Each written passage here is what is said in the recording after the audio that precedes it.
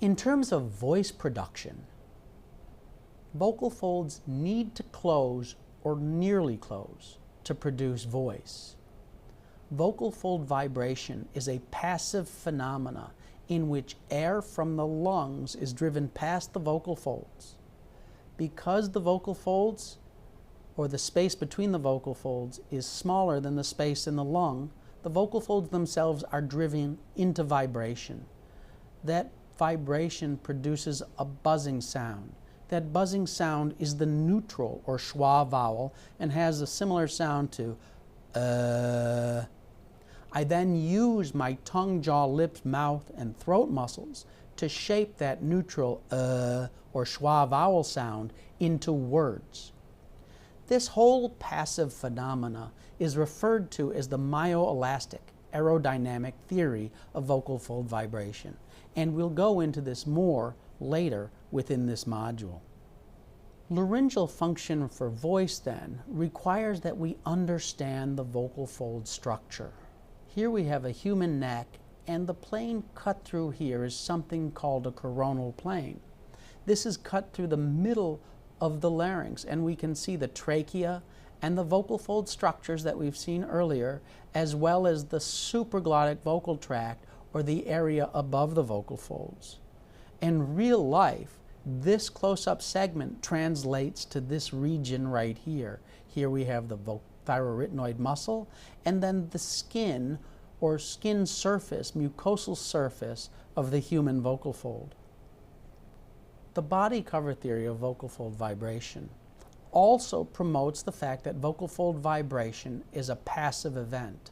Researchers in the mid-70s demonstrated, and it was accepted, that vibration was not a neurologic phenomena, but actually a passive phenomena that was due to differential physical properties of the vocal fold cover that allowed it to vibrate separately from the vocal fold body. Let's talk about the vocal fold cover for a few minutes. First of all, mucosa or skin requires that we have an epithelial layer, and underneath this epithelial layer we have a subepithelial layer. The subepithelial layer helps support the living epithelial tissues. It is responsible for maintaining connection of this epithelial or cellular tissues with the underlying structures.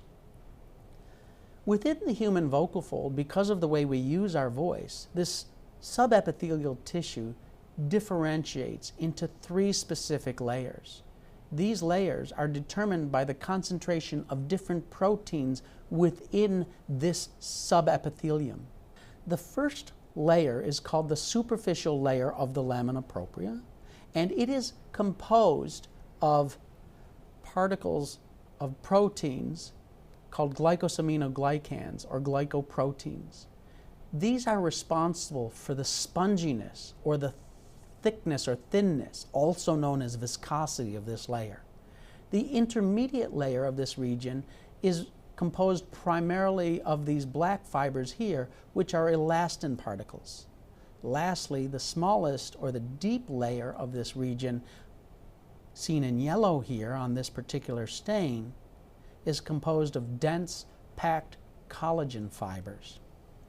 Together, these form the layers responsible for the body cover theory of vocal fold vibration.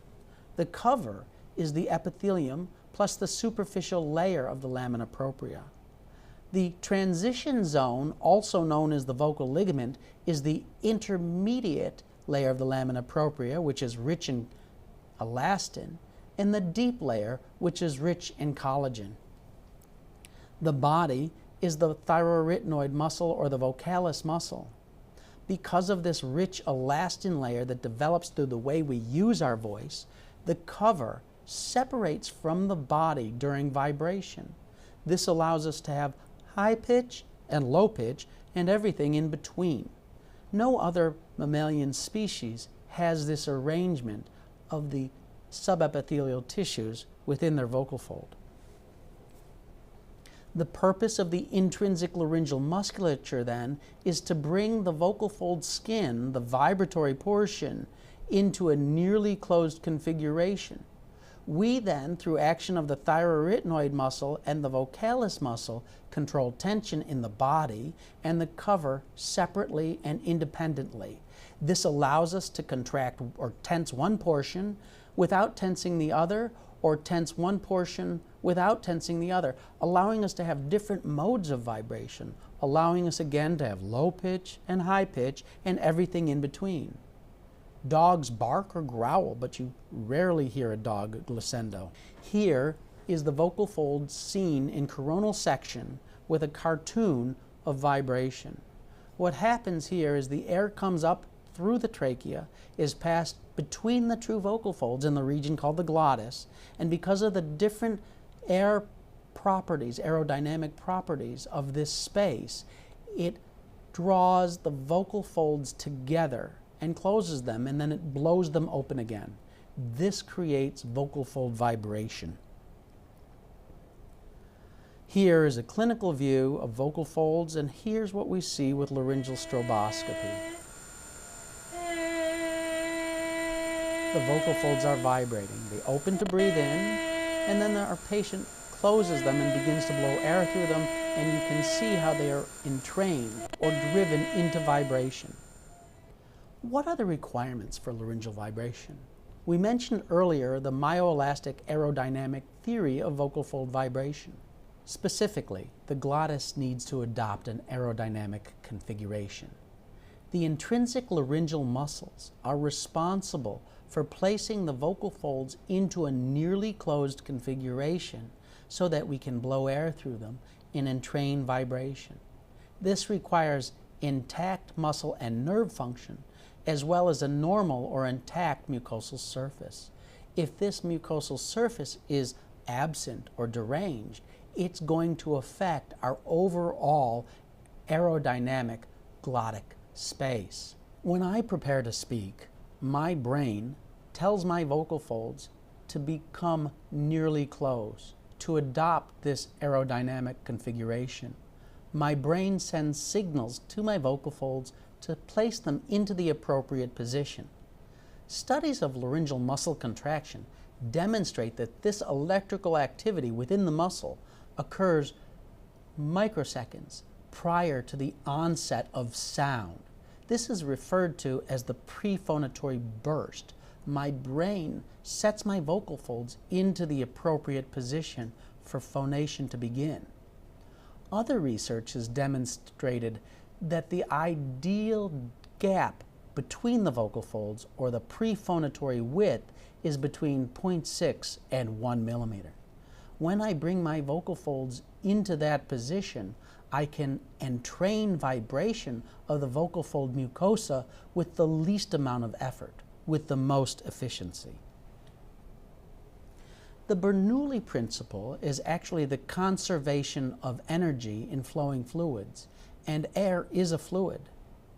It essentially states that as airspeed increases, the pressure will decrease. We have the trachea with a large column of air coming up. It needs to pass between the narrowed vocal folds or glottic space. So that the air does not back up in the trachea, it needs each individual air particle needs to increase its speed. As it increases its speed, pressure around it will drop. The pliable or myoelastic vocal fold tissue will then be drawn inward. So as the pressure drops, the pliable rhemoglottic tissue is drawn inward toward closure. This produces vocal fold vibration. The cover is specifically defined as the epithelium plus the superficial layer of the lamina propria. This tissue needs to be well hydrated and supple so that in the body cover theory of vocal fold vibration, it will be drawn inward or together. We can control the tension in this tissue through contraction of the thyroarytenoid muscle or the cricothyroid muscle, which puts direct tension on the vocal ligament and the cover region of the vocal fold. The body cover theory of vocal fold vibration then relies on the myoelastic nature of the cover, the deformability or suppleness of this region. Remember, it wasn't until the middle 1970s that this theory was widely accepted. The cover, as we said, is the epithelium plus the superficial layer of the lamina propria. The transition zone is the vocal ligament. It is the intermediate and deep layer. The intermediate layer is rich in elastin, and those elastin particles allow an uncoupling of the cover from the body during vibration so that we can have different modes of vibration. Just to give you an idea of the side, the entire lamina propria, or subepithelial tissue, is only 1.5 millimeters in width. It's roughly 5 to 7 millimeters in height. So I always tell my patients they're speaking with tissue the size of a dime or a nickel. Here we see clinical vocal fold vibration under stroboscopy, and we'll talk about stroboscopic principles in Module 3. But we can see how we can stretch out the vocal folds to give low-pitched or higher-pitched vibration. This relies on the ability to close the vocal folds. We have to have intact nerve and muscles, and we have to know how to stretch them, to tense them, and how to relax them, to take them off tension to allow lower pitched vibrations. This concludes Module 1. In summary of Module 1, I stated at the very beginning that it's my belief that benign vocal fold lesions are a response to trauma. This is not trauma like you'd get from a car wreck or a choking episode. This is vocal trauma from the way we speak, which we'll talk more about in Modules 2 and 3. Vocal trauma is the most common source of that injury. Surgery for vocal fold lesions, then, is only indicated after failure to have vocal improvements from voice therapy, which addresses the way we produce voice, hopefully reducing the amount of vocal trauma.